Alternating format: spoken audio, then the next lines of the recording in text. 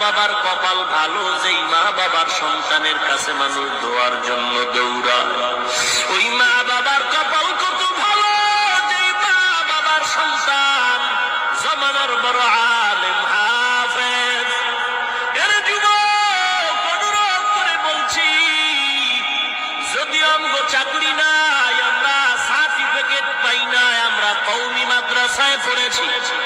অনেকেই তো বলে কওমি মাদ্রাসায় পড়ে কি লাভ, চাকরি পাওয়া যায় না, চাকরি নাই।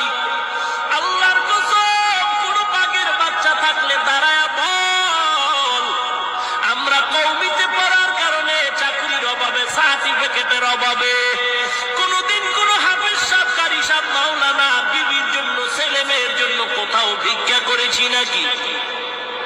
না না, বরং যদিও ইমামতি করি ৬,০০০ বেতন, ৬ মাস বাকি।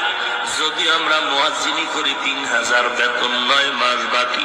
তারপরও আমাদের কোনো টেনশন নাই, কারণ ৫,০০০ টাকাও যদি পাই, হালাল পাই ৫০,০০০ টাকার থেকেও বেশি বরকত।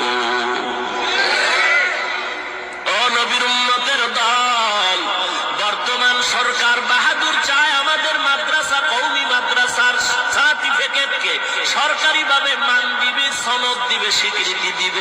আমরা, আমাদের ওলামায়ে কেরাম, মুরব্বীরা বলেছেন, আমরা দেওবন্দ মাদ্রাসা ভারত সরকার যেমন দিয়েছে এমন চাই, বেশি লাগবে না। বলে কেমন? এম এর ছেলেটা সার্টিফিকেট নিয়ে যখন সরকারি টেবিলে দাঁড়াবে, ও যেমন সম্মান পাবে, চেয়ার পাবে, আমার ছেলেটাকে আমি সার্টিফিকেট দিব।